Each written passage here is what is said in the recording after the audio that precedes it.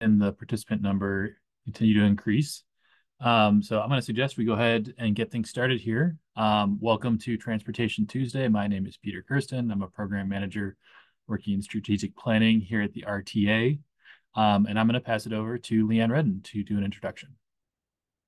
Thanks, Peter. I will be very brief. I just wanted to say good afternoon to everybody. I am Leanne Redden. I'm the Executive Director of the RTA, and I'm super excited that everyone's joined us for this second installment of Transportation Tuesday for this year. It's a good topic, building transit-friendly streets and a focus on expanding BRT. And I think that there's some great lessons that we can learn from some of our peers. And so I think it's going to be an interesting and robust discussion. So thanks for joining us. Hope everybody learned some great things, some good takeaways from this. And I'll turn it back to you, Peter. Thank you, Leanne, and thanks again to everyone that's joining us. This is the third installment of Transportation Tuesday this year. We've covered parking mandates and parking reform. We have covered capital measures in our capital evaluation program. And then there is a fourth installment coming next week that is on fiscal cliffs and what some other regions have done to secure sustainable funding. But today we are talking about building transit-friendly streets and advancing bus rapid transit. This is a goal in our regional strategic plan to do better in this front, to advance more transit-friendly street improvements, and really make some progress on building out bus rapid transit. CTA and Pace are the two local operators here, two of the largest bus operators in North America. But as a region, the Chicago region is significantly lacking in dedicated bus lanes and space for transit on our roadways. So we have invited some experts from other regions to come and talk about projects and programs that they are advancing to specifically do this. Our panelists today are appear here on screen, and you'll be hearing from them shortly.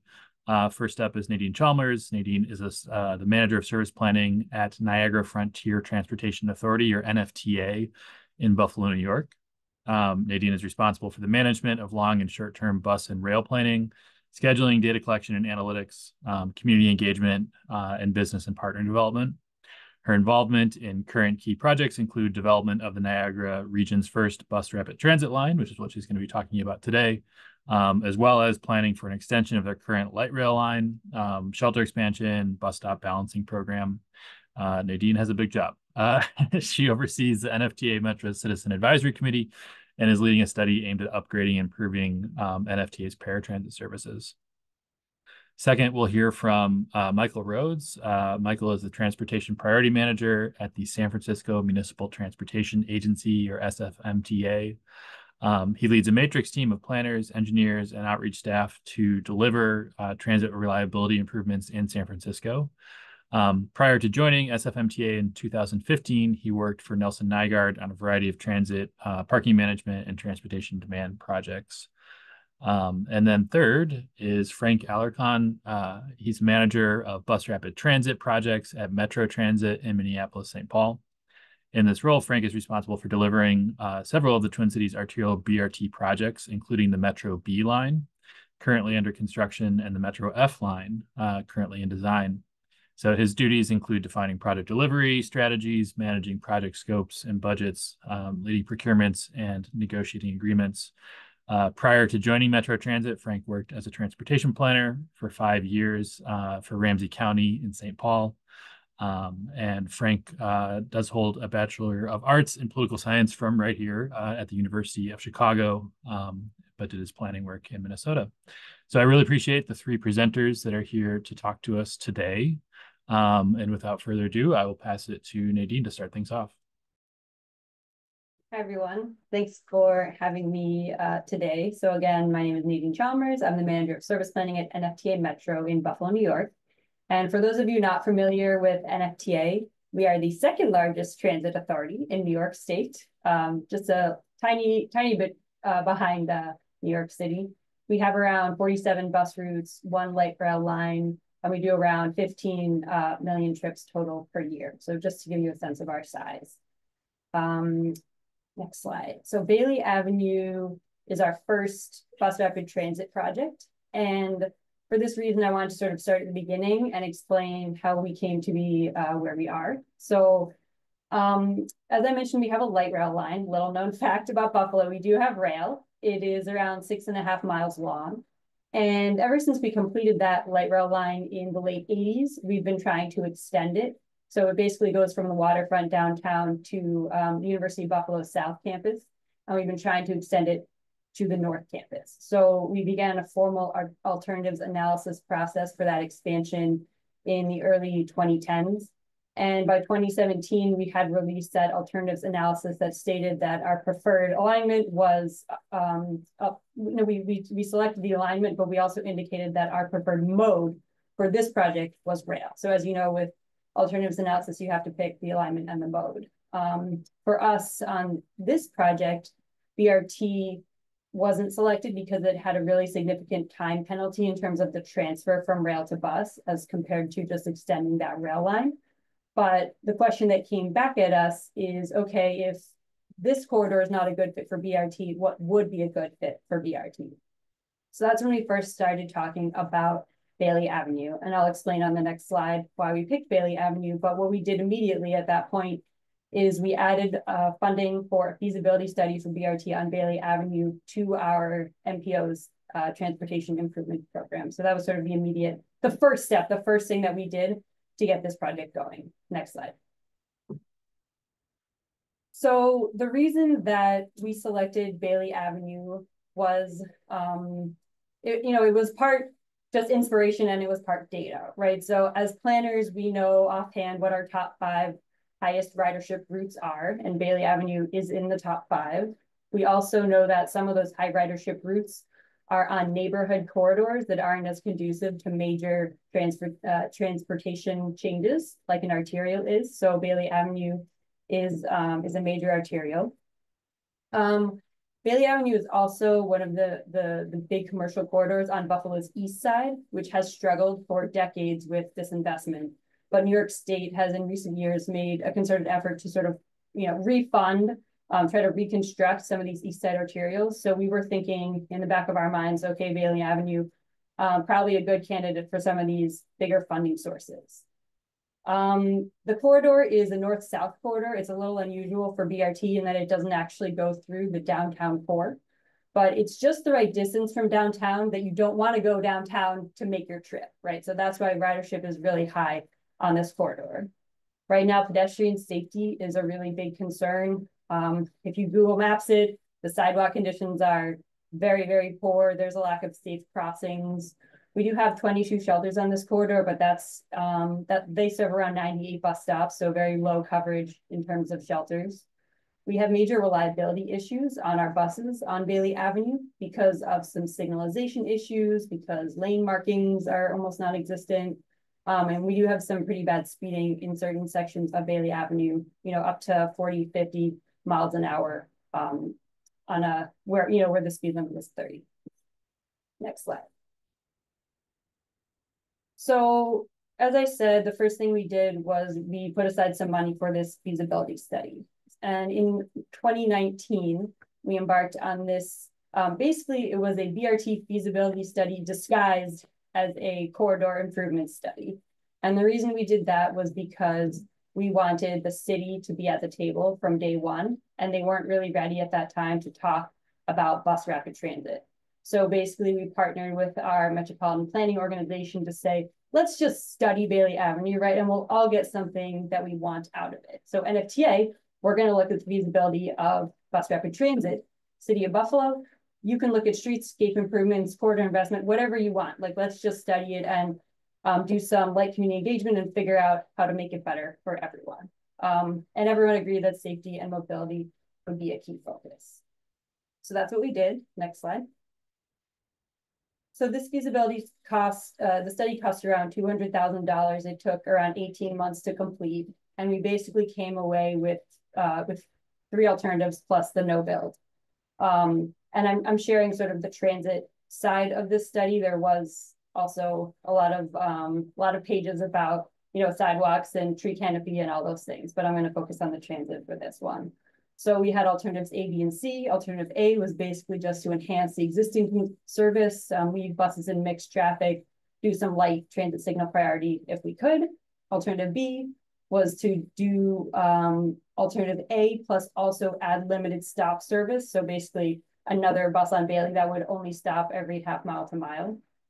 And then alternative C was the most intensive, as I'll explain in just a minute. But the reason that we went for all these alternatives was because we didn't really have a sense at the time for how we were going to fund or implement this project. So we figured we wanted to give ourselves as many options as we could. And with alternatives A, B, and C, we could incrementally make these improvements over time as opposed to, going straight for alternative C. Next slide. But alternative C was obviously our favorite. It's much closer to full BRT. It includes bus lanes, full transit signal priority, queue jumps, 13 bus rapid transit stations. So, real BRT. It was also the most intensive capital option, but it offered the greatest benefit for riders, which was travel time. Next slide. So I just wanted to share a couple lessons learned from this feasibility study. The first is that I think the best thing that we did was to bring the city in right at the beginning. So we even had them sit in on the selection team for the consultant. So they felt like they were included from day one. They did not financially contribute to this study. That was split between the Transit Authority and between us and the MPO. But they were a full partner, and so they felt included, and they felt like their concerns were heard from the point that we even released the RFP. My second recommendation is to, if you do a study like this, really focus in on the cost estimate. So that's the thing that we found the most useful. Not the renderings, not all the beautiful pages talking about TSP. It's those cost estimates because they allowed us to apply for funding to implement this project. And the third is, I just talked about why we had alternatives A, B, and C, but I really wish that we had the political power to establish a preferred alternative through this feasibility study. At the time, the city wasn't willing to even commit on paper or even indicate that they in any way preferred one of these alternatives. So we had to keep it so totally open-ended, like any of these would be fine. But for reasons I'll explain later, it's actually causing some issues for us that we didn't officially say, like, this is our preferred alternative, this is the LPA, this is the way we want to go. Next slide. So after the feasibility study, we basically began to apply to everything under the sun. NFTA is fortunate to have a really good grants and government affairs department. So they were able to take that feasibility study and use it to apply for funding, state, federal, local funding sources. The first that we received was $650,000. It was an area persistent poverty grant from the federal government that was focused on engagement. We also were able to convince our New York State legislators to give us $3 million to begin design on this project. Just last year, we received funding from Smart Growth America under the Community Connectors Project. And this one's really interesting because, again, this one also is focused on engagement, but this one includes funds that you can pass through to community organizations, which we're already doing. So we're already funding some local nonprofits on Bailey Avenue to do things that they want to do, right? And they got to pick it. So they're doing litter cleanup and block club support, right? So that's helping us start to build those relationships on the corridor. And then throughout this time, we were planning to enter the Small Starts Capital Investment Program once we needed the big bucks. Next slide.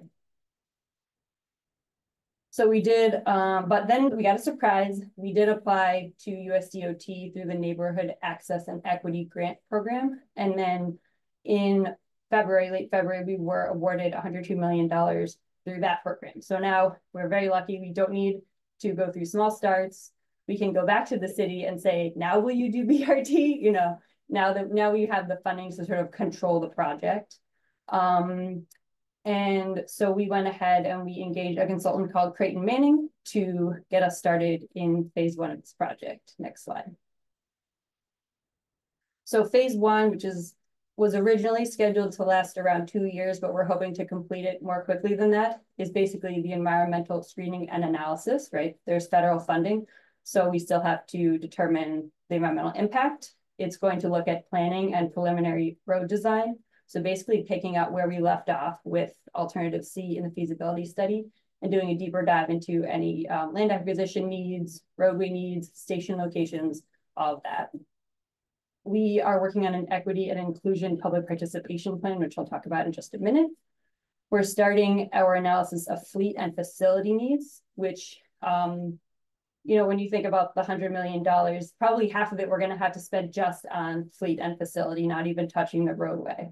That's one of the things that I didn't realize, or maybe doesn't get talked about as much with bus rapid transit, is it's not just about the roadway improvements, it's about what you need on the back end at the transit authority to make that run. We're also doing data collection, traffic studies, and of course, preliminary capital cost projections. Next slide. So for community engagement, we are going far above and beyond the normal NFTA approach to community engagement, partially because we have those 2 grants that are specifically earmarked for community engagement, and also because we want to, and we want this project to be a success. So one of the things that we're doing is we are creating an ambassador program where one of the sub-consultants will be directly funding community members or members of nonprofits to do that engagement. And that's something that NFTA has not done before. And it's a growing best practice. It's not like we invented it, but it's something that this special funding was allowed us to sort of push that agenda on our end.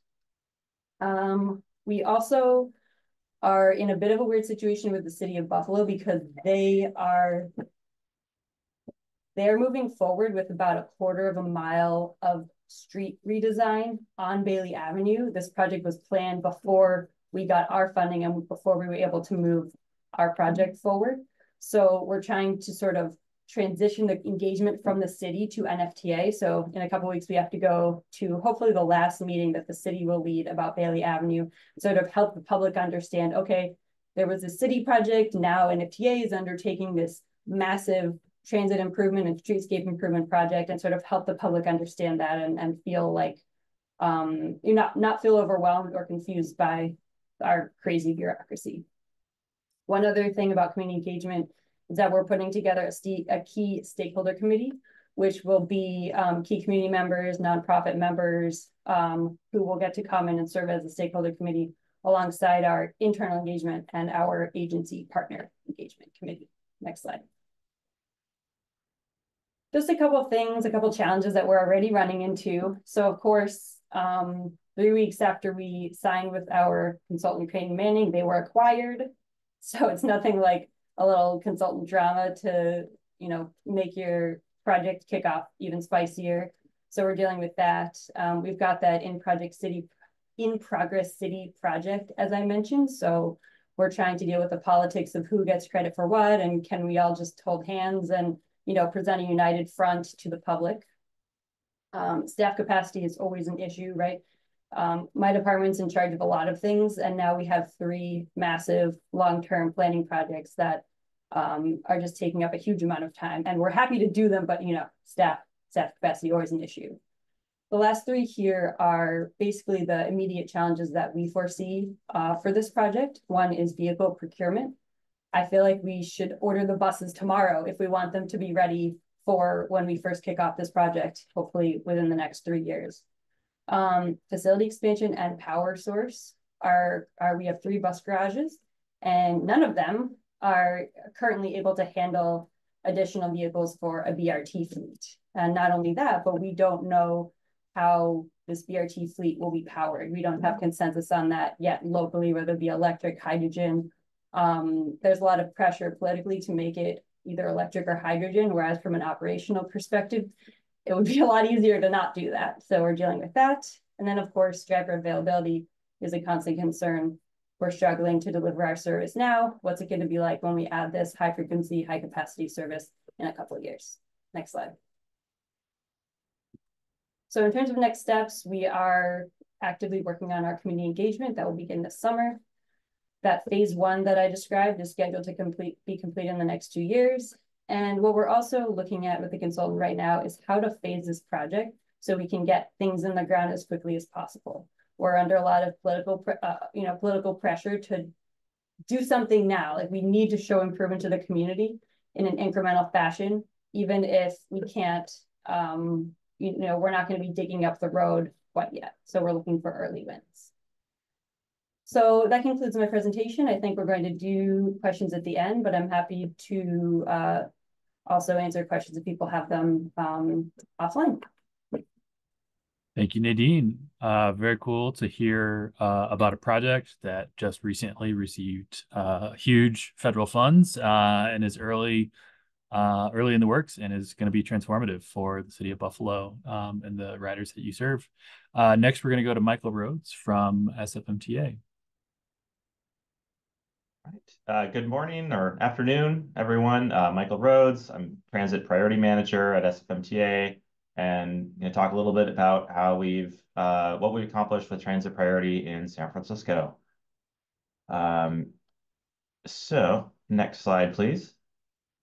San Francisco, as folks probably know, pretty dense city. It's second densest city in the country, but we are very dependent on surface transit. We do not have the kind of extensive subway system that a New York City has, or even the kind of elevated or separated system that Chicago has. We are very dependent, for the most part, on buses and a small number of underground rail and a lot of surface rail. So over 80% of our San Francisco Muni trips are by bus or by the above ground portion of our kind of light rail subway hybrid. So the result of that is that congestion heavily impacts our service quality and also the cost of operating service in San Francisco. As you can see in this photo, this is a pretty typical situation where we're trying to travel through dense, great transit corridors, generates a lot of ridership, but also without protection becomes a source of a lot of delay and a lot of operational challenges. Next slide, please. So this slide, I think for anybody in the transit industry, this is a pretty intuitive thing, but basically as congestion increases where we don't have traffic priority measures, a transit service becomes slower, becomes more expensive to provide. And from a practical standpoint, that means that if you're running a bus that runs every 10 minutes, if that's your goal is to have a 10-minute headway, as the round trip travel time of the trip increases, say from 30 minutes to 45 to 60 to 75 minutes, the number of buses we have to operate to put out that same frequency of service goes up from 3 to 4.5, which is really 5, and all the way up to 8 or 9 buses. And as you can see, the annual cost of operating that goes up more than doubles as the travel time slows down. And riders are getting a worse service. So even if we're putting more buses out there and maintaining that headway, the quality of what you're getting is going to be slower and less reliable. So it's sort of this vicious cycle that we really found ourselves trapped in for decades as traffic congestion grew, as other factors were causing our service to slow down. It was getting costlier. We were cutting service in practice, and it was getting more expensive, and we were losing riders, and more people were switching to driving, and it all just sort of reinforced the problem. Next slide, please. So the solution that we've developed in San Francisco is a program that we call Muni Forward.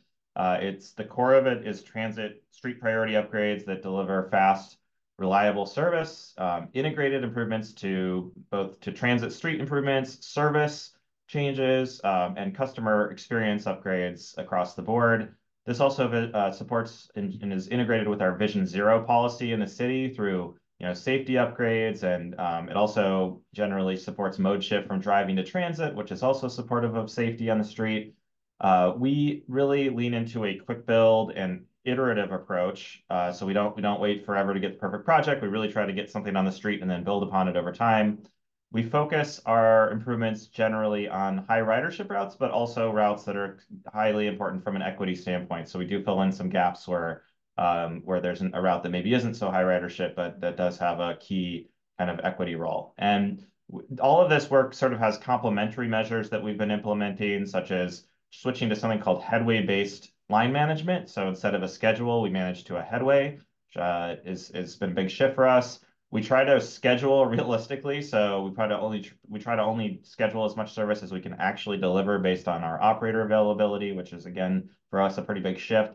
And we also do system-wide all-door boarding. We've had since 2012. You can board through any door on the bus, and you just show proof of payment when there's a fare inspector, but you do not need to get on through the front door. And that's something that we've been surprised more systems haven't copied us on that. It's actually been really successful and pretty straightforward, but That's really helped to reduce our dwell times across the board. So all of those are sort of complementary measures to the core of the program, which is transit priority. Next slide, please. So this transit priority network that we've been developing, we now have 100 miles in our 7 by 7 mile city. We've implemented 100 miles of corridor upgrades in the last year, and these corridor upgrades include things like transit lanes, yes, but also signal priority, transit bulbs or wider sidewalks at stops or island stops in some cases, updating our stop spacing, so stop consolidation, turn pockets and restrictions to help kind of keep vehicles out of our way, pedestrian bulbs to support our pedestrian safety goals, and in some cases road diets, both to support pedestrian safety, but also because sometimes the travel lanes are so narrow that our buses, are having issues, and it's better to actually have fewer, but maybe slightly wider lanes. Next slide, please. So as I mentioned, we really rely on a quick build approach, at least as part of the program. So these quick build phases, in some cases, the whole project is quick build. In some cases, quick build is a phase that leads to a permanent construction later on. But quick build can include materials and approaches like you can do transit lanes, anything with kind of paint and signage and so forth is kind of fair game for quick build. So it could be a transit lane, it could be temporary boarding platforms like this wooden one you see here on Geary Boulevard. It could be stop spacing changes. It could be, striping changes like turn pockets and restrictions. All of these things are things that we can do with our own SFMTA shops pretty quickly, and we don't have to wait until the full capital project is developed and funded and built. So again, it can happen ahead of a full capital project or sometimes as a standalone project. We wouldn't leave a wooden bulb out there for more than a year or two, but that definitely is kind of a stepping stone to a permanent bulb. But a lot of the striping and stop spacing changes, that can be a project unto itself. Next slide, please. And just to show some of the bottom line results, we can talk about speed improvements and all this other stuff, but what really matters is ridership and how are these changes affecting our system's ridership? And what we've seen is that bus lines where we've made major transit priority investments, especially when it's tied to service improvements as well, are driving our recovery of ridership from the pandemic. So these numbers are from fall 2019 or fall 2023 versus fall 2019. But what we're seeing is that system-wide, Muni has recovered about 2/3 of our ridership. It's actually a little higher now, a few months later, but as of fall, it was 2/3 across the board. But these are some of the corridors where we've made the most extensive, transit priority improvements: Van Ness, 16th Street, Mission, Geary, Haight, 19th Avenue. You can see all of those are outperforming the system-wide rate of ridership recovery by quite a lot. And that's kind of especially surprising for some of these corridors like Haight or Geary or Mission that, serve downtown. And our downtown in San Francisco is the slowest to recover office of any in the country. So we don't have the same kind of office demand. It's always a little surprising when we see a downtown-oriented route that's actually coming back really strongly. It tells us that the service quality is really there, and that there's other folks who are using it for a variety of different trip types. Next slide, please. So just to show one example of a really kind of typical Muni forward corridor, this is pretty representative. Mission Street in San Francisco is San Francisco's longest street. It's also our highest transit ridership bus corridor these days. We've made a series of improvements to transit priority since 2016, including transit lanes, bus bulbs, signal priority, bus stop spacing changes. We've increased the frequency of both the rapid version of our 14 line and the local. So rapid's the skip stop or limited version. And this is a high injury network street for pedestrians. So we've paired it with a lot of pedestrian safety upgrades. And the results that we've seen are that prior to the pandemic, we saw a 19% ridership increase, 2015 to 2019, at a time that our system as a whole was really kind of flatlining. If you remember pre-pandemic, a lot of transit operators were kind of holding steady or slightly declining a little bit over time. We were in the same boat, but this corridor outperformed that. And since the pandemic, we've recovered 92% of our pre-pandemic ridership levels on this corridor. So I think it's even higher now in 2024. Travel time on the local version of the route, the entire end-to-end round trip travel time has been reduced by 9%, which translates to fewer buses needed to operate the same service. We're running a bus every 4 minutes or so on the 14 local, so it's a pretty big deal to reduce it by 9%. And in some locations, like in the south of Market District or Soma, we've reduced travel time by up to 31% after we put in bus lanes in 2021. We also saw a 33% reduction in pedestrian injury collisions in the Intermission District since 2016. So kind of both the pedestrian safety and transit reliability benefits have been pretty visible in this corridor. Next slide, please. So just to highlight, one of the most visible elements of transit priority, it's not the only one, but a really, high visibility one is transit lanes. So dedicated bus lanes that might allow taxis, might allow commercial vehicles in some cases, but generally are dedicated for the most part to transit. This shows our network as of 2006. And on the next slide, we'll see today's network, essentially 2023, which, you can see is really expanded out. It's not just a downtown network anymore. It's expanded to much more of the city, and it's filled in a lot downtown. I can't tell you the percent change from 2006 to today, but I know that from 2020 to today, we've expanded our transit lanes by over a third. And we now have 75 miles of transit lanes in a city that's only, 47 square miles total. It's pretty high density of transit lanes. Next slide, please.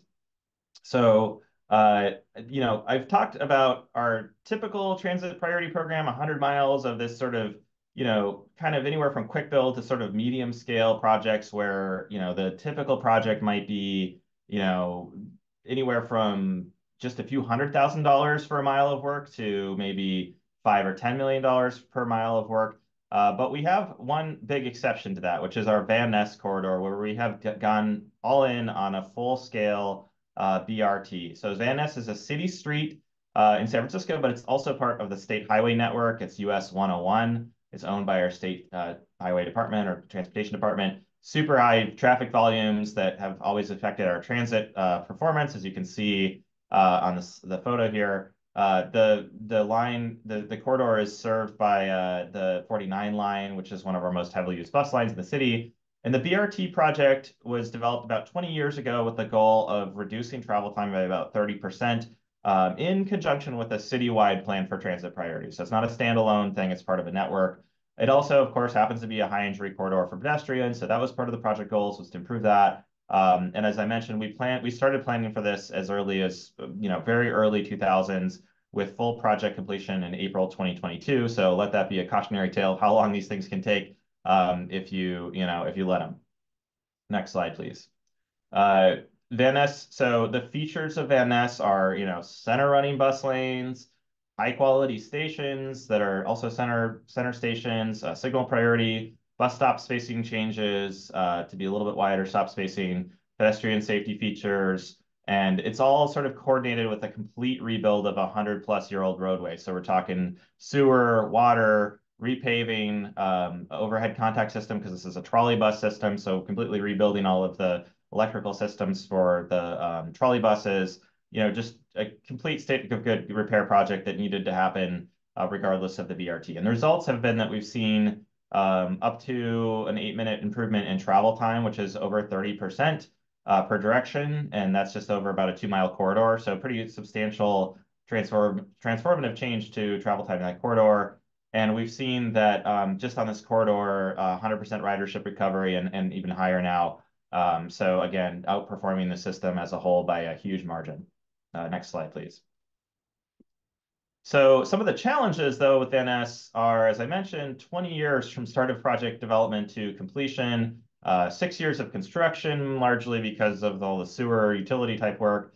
Large cost, the contract cost was about $230 million. Of course, a lot of that scope was utilities, not necessarily BRT, but that cost alone is similar to the total cost of all the other 90 miles of improvements that we've made of transit priorities. So Van Ness really kind of stood out as a more costly project. There is this public perception challenge that blamed all of the construction impacts on the BRT. So there's a lot of newspaper articles, if you Google it, saying like, oh, SFMTA's ideological commitment to BRT is why this street is torn up. And it's, the street was going to be torn up regardless. We were a 100-year-old facility. No matter what we did, the fact that the icing on the top of putting some bus lanes on there, happened to be tied to it, unfortunately meant that we, for the last 10 years or so, have been kind of taken on the chin in the public about construction impacts. But, it's sort of hard to avoid, but we've been thinking about how do we make sure the public perception is accurate, that the impacts aren't really about the little bit of striping of red on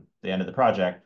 The other complicating factor is that while San Francisco has the unique advantage of being both a transit operator and a state or in a city Department of Transportation, SFMTA is both things. We are a city department that operates transit, and I can go across the hallway and find traffic engineers to talk through about this. You know, we have that advantage, but on this corridor, we had the disadvantage of it being a state highway. So we had to get state highway approval. This was a federally funded project, so we had to have FDA approval. There was a lot of just layers and layers and layers of approvals, which is why it took so long. The next slide, please. And some of the lessons that we've learned are to pursue less capital-intensive priority projects for most corridors to get the benefits out there sooner and make dollars stretch farther. So that might mean side running transit lanes in some cases instead of center running, or it might mean that as a quick build phase and doing the center running later when we can join another project. Generally just sort of adopting a iterative and incremental approach to project implementation. So getting interim improvements that can be upgraded over time. For example, recently we did HOV lanes on basically a city street that also happens to be a state highway. And we did that as a pilot, kind of as part of the COVID response, did it really quickly and got the benefits out there in a year instead of waiting 20 years to see improvements. And we'll be iterating upon that. And that's probably not the final state of transit priority on that corridor, but it's an example of how we were able to work a lot more quickly and, show some benefits instead of waiting for the perfect project.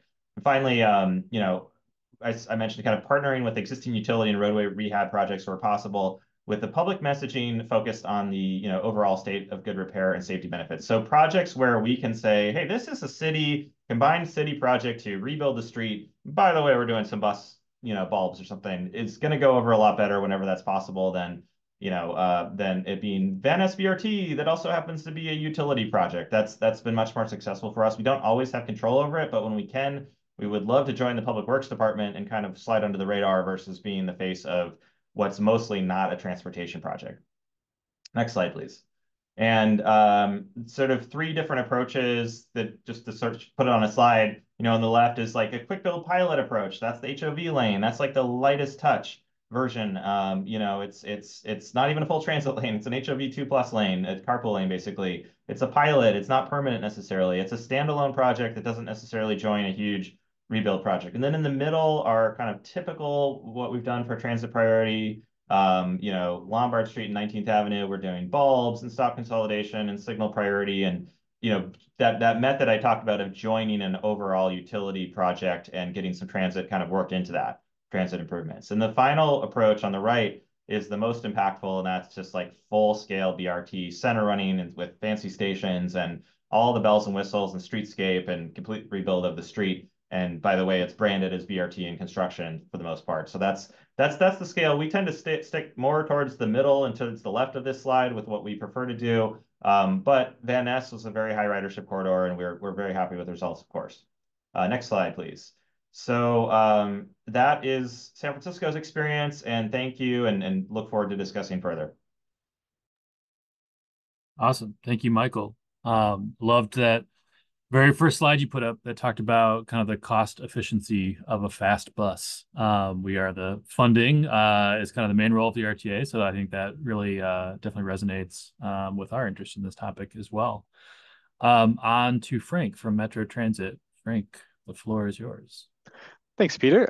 So I'll be talking about the arterial bus rapid transit program here in the Twin Cities. I think I'll touch on some of the same themes that Nadine and Michael touched on in their presentations, but in a just slightly different context. Next slide, please. And I should just say Metro Transit is the main transit provider in the Twin Cities Metro. We operate both light rail and a bus system. In 2023, we provided about 45 million rides.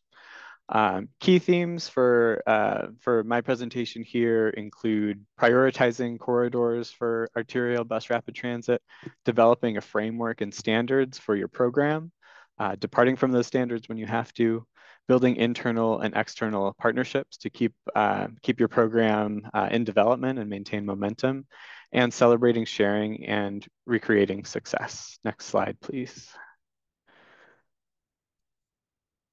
So just to kind of start off with some definitions here. So in the Twin Cities Metro, arterial BRT focuses on upgrading our highest ridership local bus routes into a service that is faster and more reliable for the many customers who use those services. And so we use a number of different tools to achieve better speed and reliability on these high ridership, mostly urban corridors. We use station spacing. So typically we find that 2 to 3 stations per mile strikes the right balance between access and speed in these corridors. We provide high-tech, high-amenity, and secure stations along these corridors, like the one that you see in this photograph. All the fare collection happens off-board at the platform. That allows customers to board more quickly, and it also allows for all-door boarding. We provide high quality, high capacity buses for our program. I'll talk a little bit more about our BRT subfleet later. And then we extensively use bus priority signals along arterial BRT corridors, and increasingly we're partnering with our local roadway jurisdictions to implement bus lanes. Next slide, please. So first I'll talk a little bit about prioritizing corridors. Next slide. So it all started with a study, as tends to happen in this world. So kind of that initial study in 2012 was called the Arterial Transitways Corridor Study. It took a look at our busiest, highest ridership bus routes in the Twin Cities Metro, and kind of paired a technical analysis with a community process to identify the first 5 corridors in our program. And so it focused a lot on which corridors are carrying a lot of people but doing it slowly, and what are the sources of delay. Is it signal delay? Is it stopping too often? Is it traffic congestion? That really helped inform the prioritization. Another really key factor informing that initial prioritization of our first 5 lines was consultation with the political entities that control the roadways that our buses operate on. So we wanted to make sure that we were programming our projects in communities and on corridors where they would be welcomed and supported by the relevant jurisdictions. And so it started with the A line as the first letter in the alphabet. That project opened in 2016. It's been really successful in achieving its goals of speeding up service and attracting more riders to that corridor. It even surprised people with how much ridership grew in that corridor thanks to the investment. And that first successful line really built momentum that allowed us to continue to maintain support and secure funding for those remaining first 5 corridors, and led to the next kind of round of study, which came to be known as Network Next in 2019 to 2021.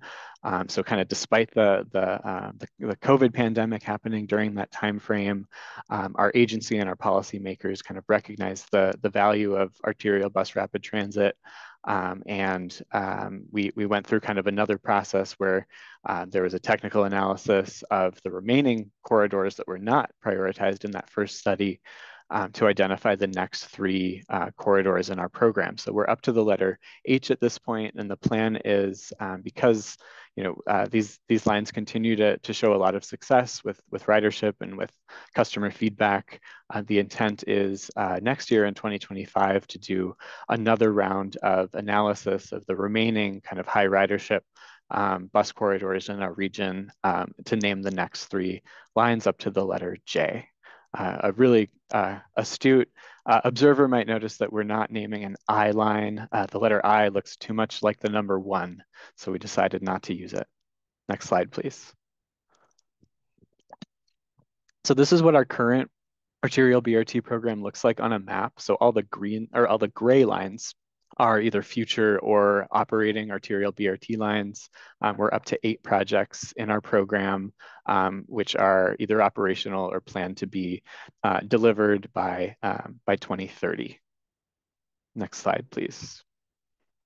So next I'm going to talk about developing a framework and standards. So now that we kind of have this kind of full-fledged program, and we're not just building a project or a couple of projects, it really makes sense to think about what we can kind of standardize and what frameworks we can establish so that with each subsequent corridor, we're not necessarily kind of reinventing the wheel or rehashing old conversations. We can kind of just stick to a playbook, continue to kind of replicate success, and build off our initial lines to continue to deliver new ones.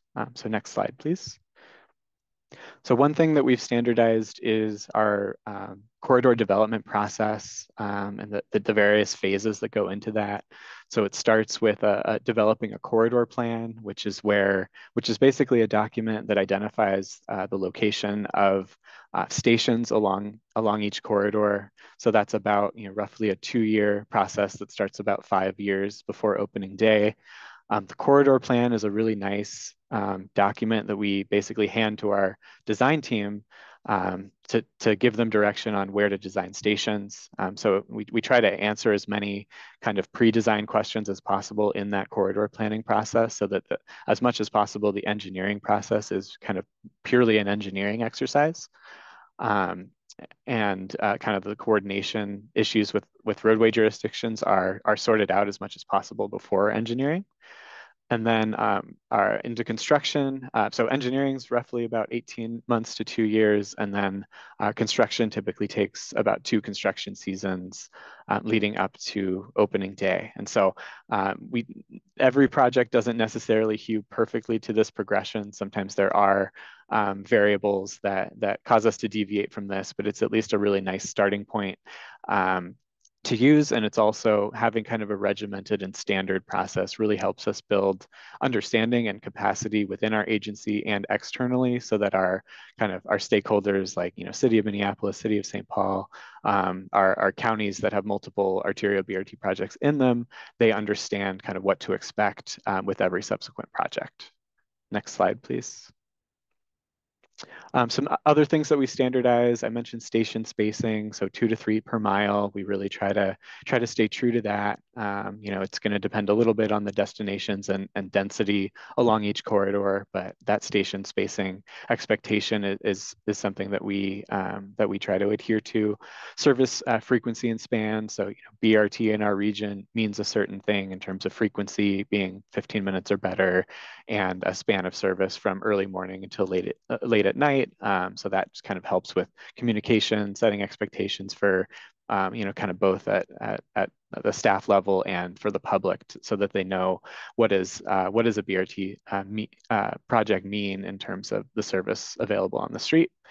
And then we have a BRT vehicle subfleet in our agency. So we have similar buses that can operate on any of our BRT lines.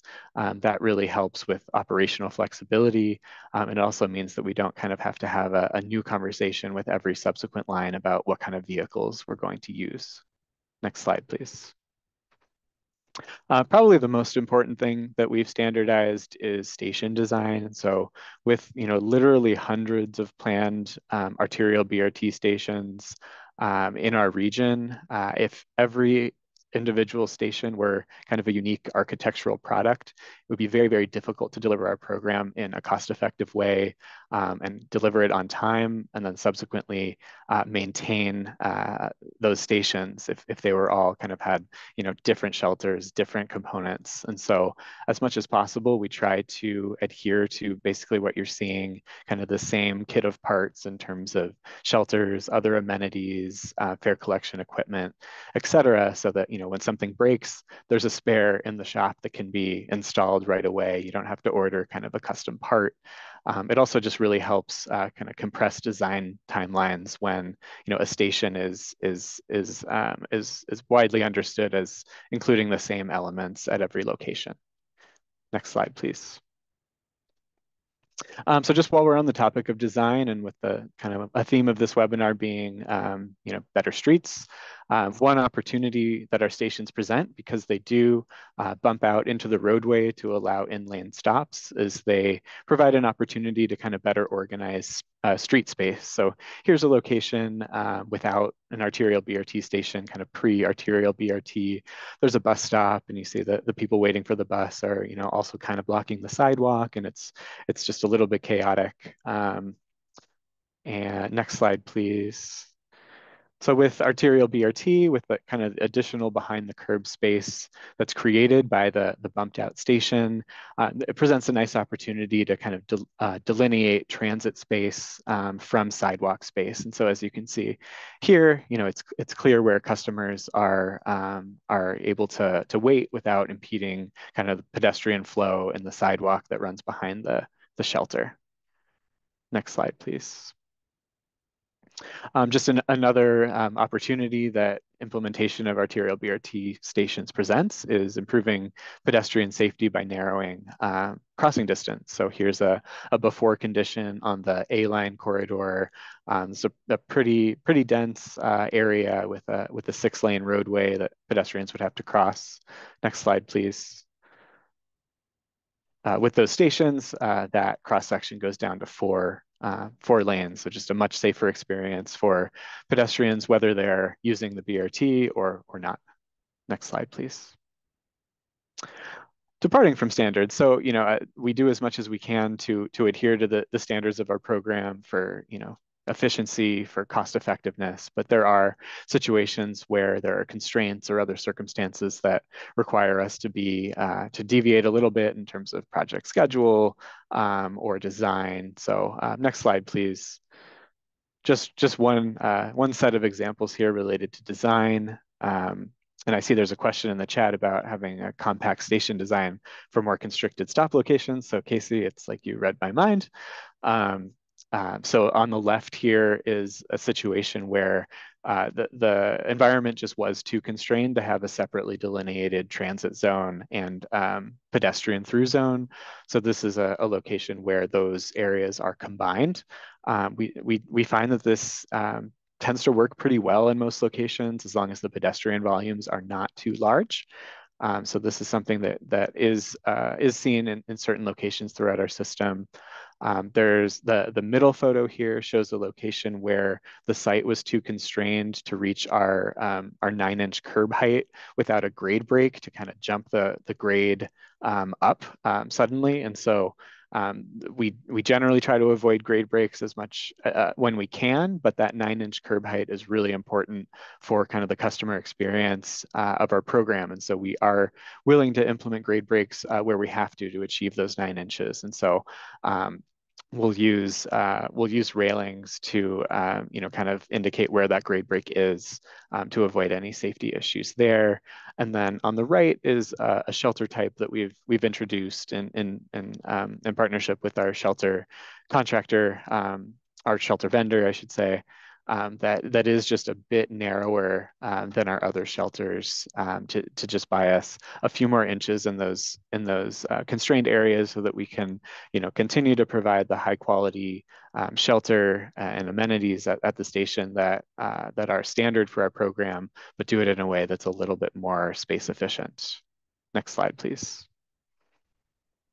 All right, next I'll talk about building internal and external partnerships. An arterial BRT project is going to touch kind of every department of a transit agency. And so it's really important to kind of build capacity and understanding internally. And then externally, partnerships are extremely important because as I mentioned earlier, most transit agencies, ours included, operate buses on roads and streets that we do not own or operate. And so having the buy-in and support of our city, county, and state partners who do operate those roadways is really essential. Next slide, please. So on the internal side, with every arterial BRT project, we have a number of kind of touch points with our internal stakeholders, operations, facilities maintenance, service development. many different internal departments. So we have a internal working group during the planning phase of all of our projects to kind of bring all of our internal partners along in the process, get their input, make sure that they're aware of our project, where the infrastructure will be, what the timeline is for implementation, so that our internal partners are not surprised by anything in our program. We also involve them in design reviews at key design milestones during the engineering phase. We've also worked closely with internal partners to develop standard operating procedures around bus operations, as well as BRT station maintenance, in order to really build that capacity internally and make sure that there are people in our agency within every department who know what our arterial BRT is and can kind of set expectations and work plans accordingly in their departments. Next slide, please. Externally, and this is something that came up a good amount in Michael's presentation too, there's often a broader vision in bus rapid transit corridors for not just BRT, but also broader infrastructure upgrades, potentially kind of state of good repair things, maybe underground utility upgrades, maybe safety upgrades at intersections beyond just the intersections where you're doing BRT. And so we find this is often the case throughout our whole arterial BRT network. And so we've developed a lot of partnerships and interagency agreements with cities, counties, and the state to realize those broader corridor visions as kind of in conjunction with bus rapid transit implementation. And so we have kind of two typical arrangements with our partners that kind of mirror each other. In some circumstances, like let's say a city has a plan to reconstruct a part of an arterial BRT corridor, future arterial BRT corridor, we'll enter into an agreement with that city so that the city will construct our stations on our behalf with our funding.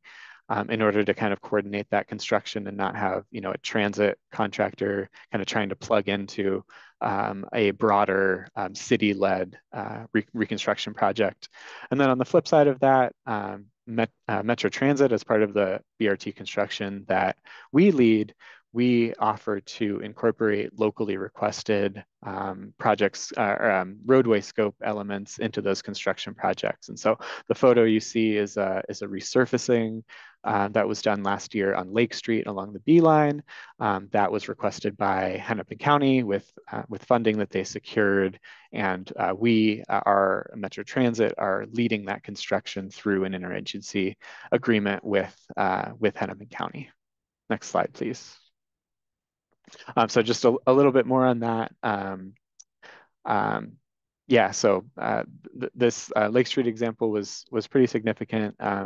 Hennepin County, kind of in the couple of years as we approached B-line construction, really identified the need to do broad-based safety and infrastructure improvements along Lake Street. And so we supported their effort to secure funding for that work. And so they ultimately were successful in securing funding through a number of different sources, the biggest of which was a RAISE grant through the US DOT. And so the construction work that's happening right now on Lake Street is largely, anything that's not BRT specific infrastructure is largely funded by that grant. And next slide, please.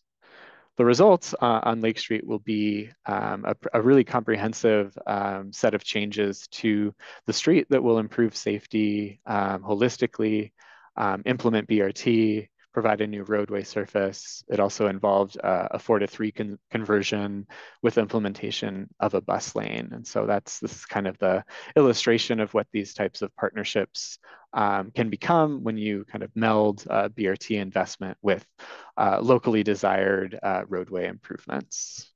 Next slide, please.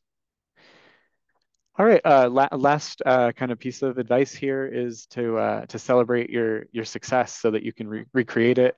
Minnesotans are naturally very reluctant to brag, but sometimes we have to push ourselves to do that. Next slide, please. So ridership, of course, is only one way to measure success, but it's a way that to measure success that kind of the media and policymakers really care about. And so when we have a story like the one that this chart shows, we like to tell it. So basically what you're seeing here is the ridership in the D-line corridor. So the D-line opened in late 2022.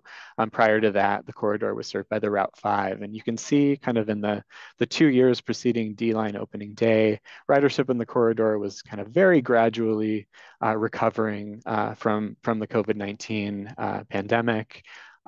D-line opened at the end of 2022, and pretty much instantly ridership really jumped in that corridor. And so these are the types of stories that we really want our policymakers, our reporters in the community, and other stakeholders to understand, so that we can kind of continue to build upon that success and build out the rest of our program. Next slide here. Part of telling that story is about securing the funding that you need. And so we're funding all of our projects with kind of a slightly different mix of federal and state funds. And so this is just kind of an illustration of the funding mix that we've developed for each of our projects. One really nice, reliable one is through our regional solicitation project that kind of divides up our federal funding, our federal formula funding every 2 years for our region. We have kind of a separate set aside category within that process for arterial BRT. And so the blue funding that you see there is a result of the kind of political support that led to that category in our regional solicitation process. Next slide, please. That's all I've got. Really appreciate your time today. Thank you so much, Frank. And thank you, Michael and Nadine.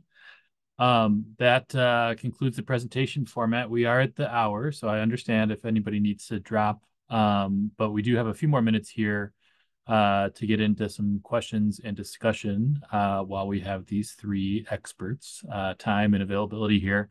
So Jessica, I think I see a fair amount of activity in the chat. If you maybe wanted to start there with questions, we can open it up. Sure.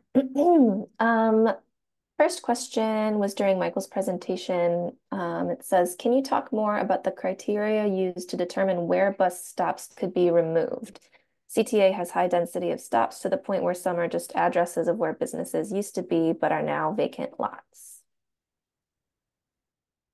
Yeah, great question. So stop spacing, in general has a huge impact on travel time. And it's, if you can get stop spacing right, it's one of the most cost-effective ways to improve travel time. It doesn't really have much of an infrastructure cost, but as we say here, every stop has a constituency, and removing a bus stop is, is always something to take, not take lightly. So in San Francisco, about 10 or 15 years ago, we developed updated stop spacing standards. So we said, on a local bus or a light rail or a rapid bus, this is what the stop spacing ought to be. And it's kind of depends on the city and the street grid and so forth, but it's basically kind of every couple blocks or so, there should be a stop. And that's, 900 to 1360 feet, I think, is our local bus stops spacing. It's wider, of course, if it's rapid service.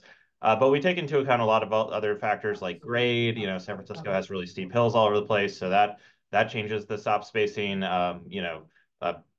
Schools, senior housing, destinations, hospitals, whatever. All of those things are factors we take into account. So when we look at a corridor, we say we try our best to bring it into compliance with stop spacing as we're developing a proposal, but there are a lot of little compromises to take into account local conditions as well. And often if we propose a dozen stop removals, there'll be one or two that are the really hot ones, and maybe we end up not doing those ones. But that's typically the approach. And there's some stops that are kind of there for legacy reasons that don't make sense anymore, others that still do. But we do have a standard that we refer back to.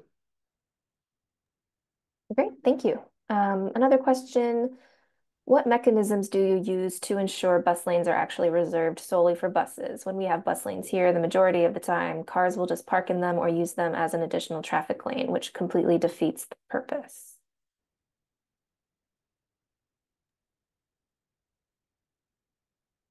We have an answer, but Frank or Nadine, if you have anything you want to touch on, I don't want to answer all the questions. Your answer.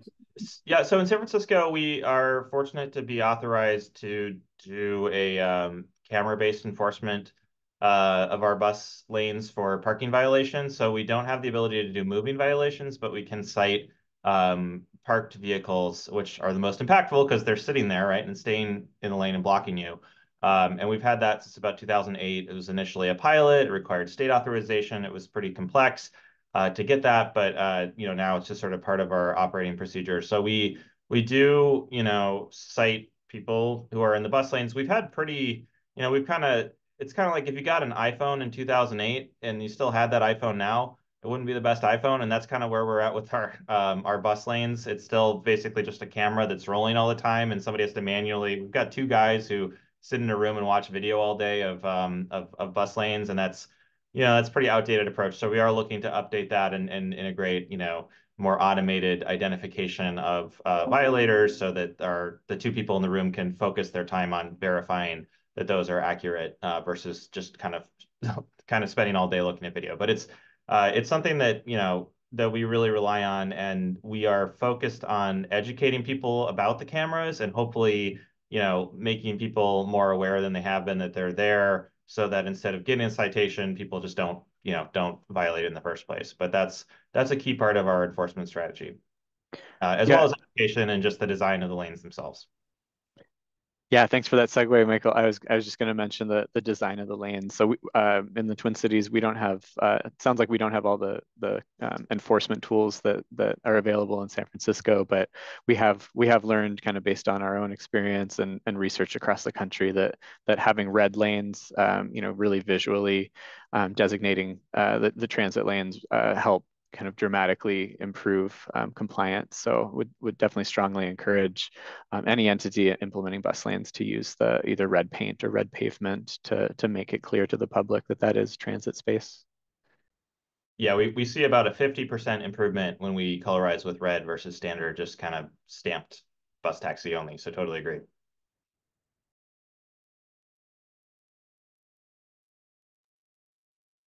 Awesome. Thank you for the thoughtful responses. I was just going to say, if anyone wants to come off mute, raise your hand and you can ask a question that way. Otherwise, Jessica, go to the chat again, please. Sure. Someone said, would love to hear about public perception reframes and successes, and just generally, how you've addressed some of those issues of public perception of BRT projects, negative perception.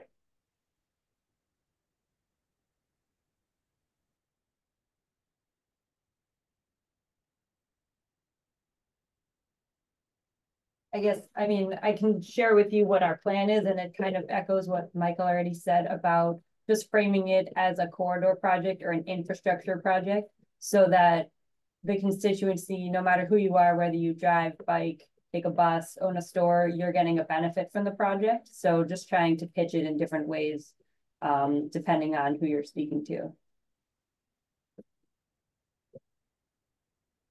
I think for us, it's also been really that's been an important factor. And also, instead of, announcing a project, going out, doing outreach and modifying it as much as you have to, and then approving it and doing it, trying to go with the approach of starting with sort of a listening tour phase almost, where we're like, and I think it's similar to what Nadine was talking about with the corridor study, but basically going to the corridor and saying, we are looking to make transportation improvements here. Like, what are your priorities as a community for this corridor? And, no proposals to start with. And then you come back with maybe some conceptual ideas of like, these are the types of things we think we heard you say, and that would also achieve the transit reliability and safety benefits. Does this seem like the right track? And then coming back with more refined, detailed proposals that hopefully by then you've ironed out a lot of the controversial stuff and have some consensus around what the project could look like. That's always worked a lot better for us than, coming in. Anytime we kind of come in with a detailed proposal before we've talked to folks, that might work sometimes, but it's certainly whenever we have the luxury, we try to do that sort of upfront listening to our phase.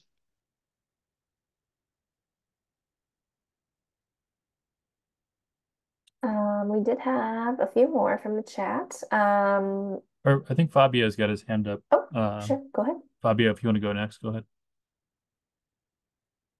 Sure, thank you. Hi, thanks for a great presentation. My question is about time-limited bus lanes. In Chicago, we have a lot of bus lanes that are only reserved for buses during maybe a weekday peak hours. I was wondering if that's something you've implemented well as well or had a good experience with. From my observation, it seems like drivers are kind of confused by them or don't really have the time to read the signs.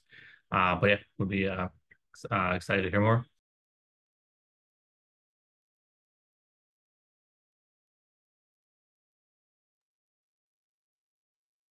I don't know. In San Francisco, we've definitely have some of both. And we used to have probably a higher percentage of part-time transit lanes, but have moved towards more full-time transit lanes wherever we can. We don't do red, for instance, when it's part-time because we want to preserve that red as meaning never drive here.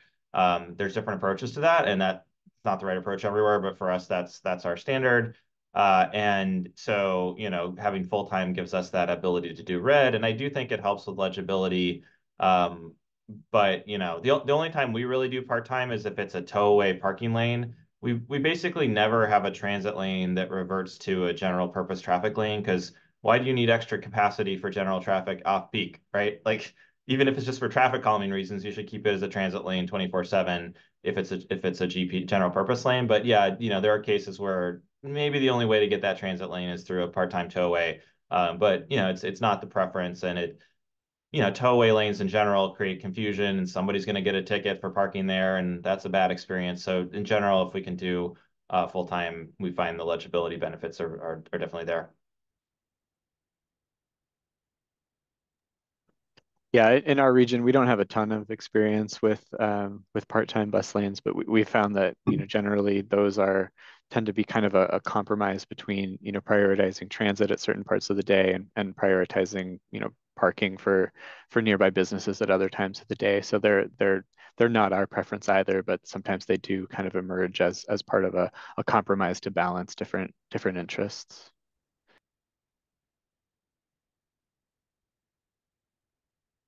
Another question from Michael. How did enforcement work for an HOV lane on a city street?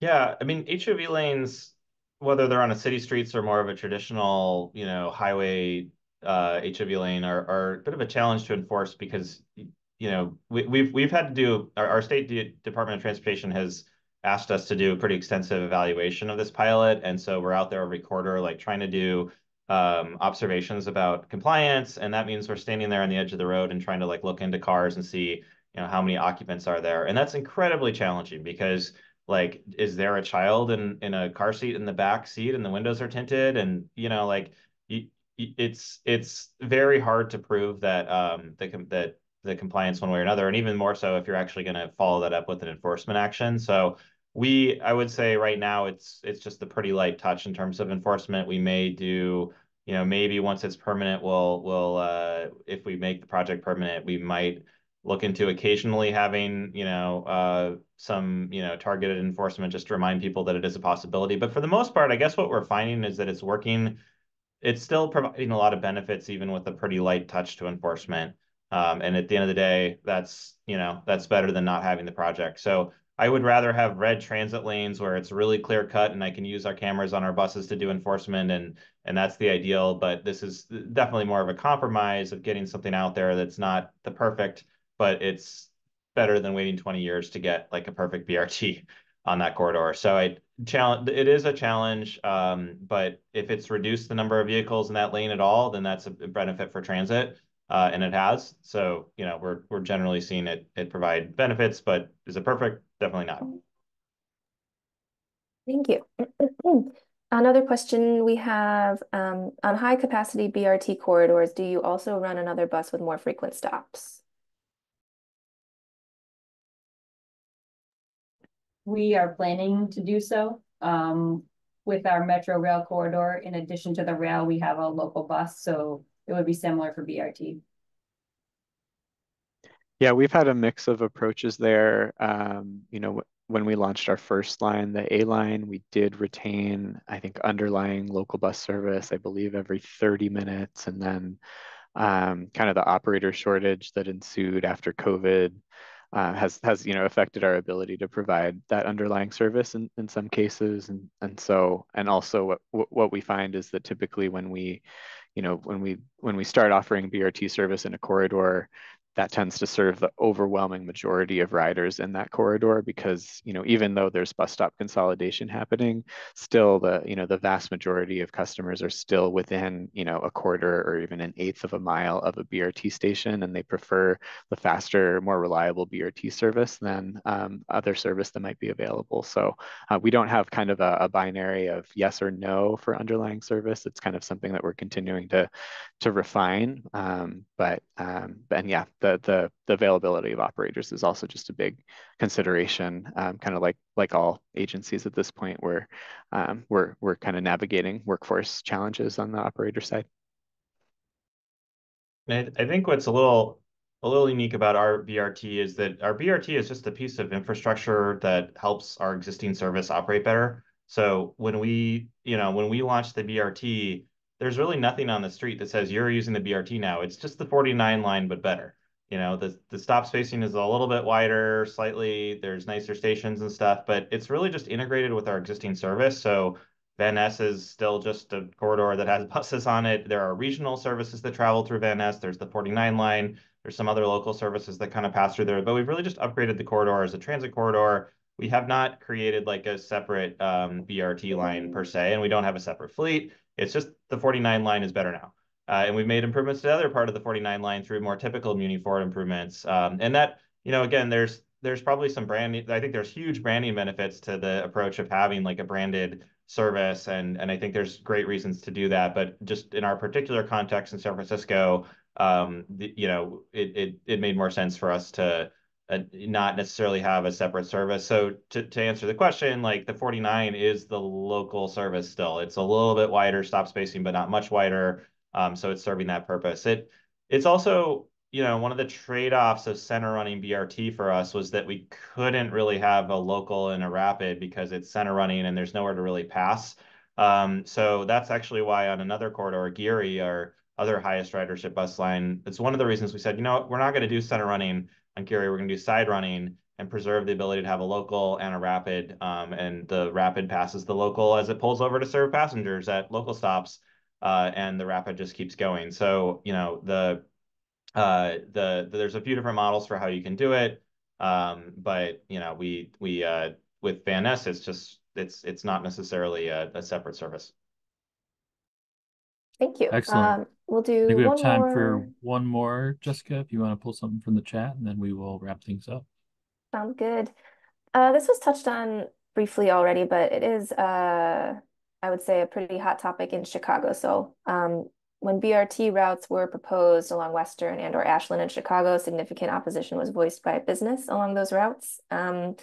Did you receive support or pushback from the local business community and property owners regarding new BRT development? So in our region, arterial BRT projects have not been controversial kind of on a corridor wide basis. Usually the pushback we get is very site specific. It'll be the kind of immediate, we call them station neighbors, kind of the immediate business directly adjacent to a proposed station, who might be worried about a reduction in the visibility to their business due to a new transit shelter, or who might be concerned that a couple of parking spaces are going away because our stations bump out into a parking lane. So we typically handle that by just engaging really closely with those specific station neighbors to try to address their concerns as much as possible. If we can move a shelter 4 or 5 feet to preserve a little bit of visibility to a business, we can do that, without reducing the quality of our infrastructure.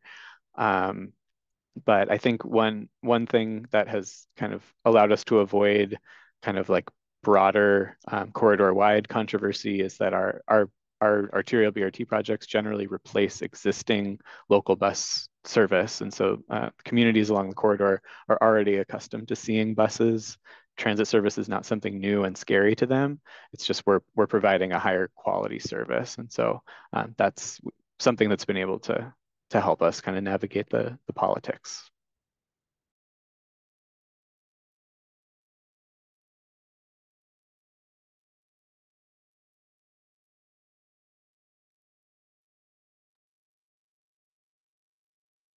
Any more to add on that one? Hearing nothing. Michael, go ahead. Yeah, I mean, certainly navigating the impacts of whether it's parking removal or we're taking a travel lane or, we're moving a bus stop in front of somebody's business and that creates a challenge.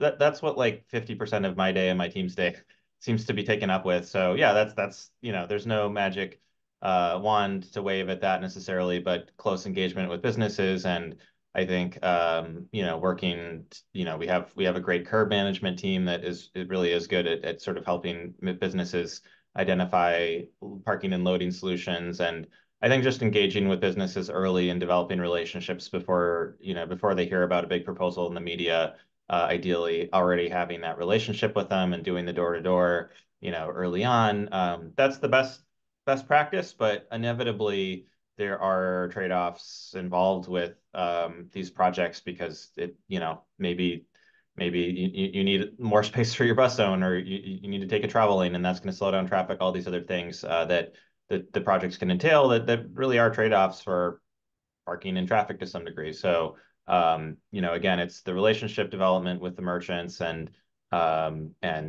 genuinely showing follow through, but it's also you do need some degree of just political support to move forward with these projects. Otherwise, it's not reasonable to expect every merchant on the corridor to ultimately support it. So that's at the end of the day why you do need to have some degree of political support built up to move ahead. Excellent. Rochelle, I do see you have your hand up. Did you have one quick last one? We're just about at time here.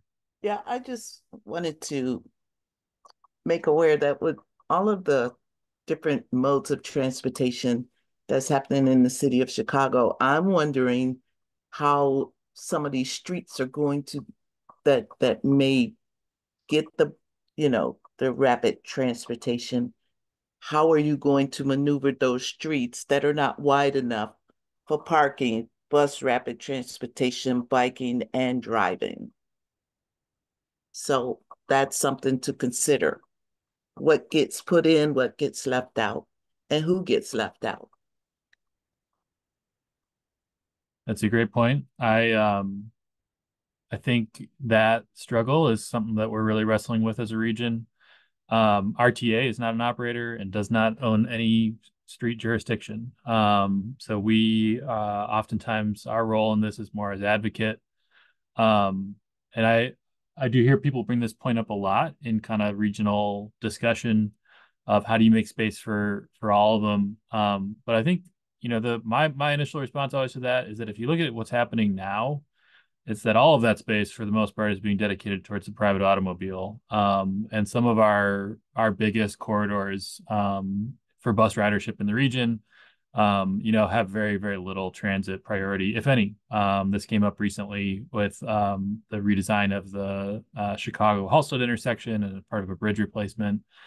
So I totally agree. There are competing priorities here, but I think our main point and what we're stressing is that transit needs a bigger share of the priority of the space, particularly in corridors that are serving a lot of riders or communities that really rely on transit. I think is a great place to start.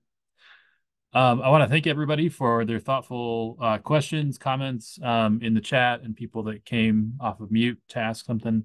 I want to thank our presenters, Nadine, Frank, and Michael, for sharing their time and expertise. This was really informative, really great presentations. It was very cool to see a project just beginning, and then two agencies that are really kind of both completing huge projects, but also developing programs for this type of transformation of their bus systems. This is, again, the third of 4 Transportation Tuesdays. The last one is next Tuesday, June 18th, and it is on transit operating funding crisis, how major metro areas are changing the way transit is funded post-COVID. So we have panelists from Transit Center, Chris Van Eiken will give kind of a national perspective. Miguel Moravec from the Rocky Mountain Institute can talk about what's happening in Colorado. And then Renee Reynolds from the Tri-State Transportation Campaign in the New York City region will come and maybe give us an update on what's happening with congestion pricing in New York City. I don't know if that's actually what their presentation is on. I imagine they probably agreed to this before that news came out. So definitely tune in next week. Thank you again for your time, and have an excellent day.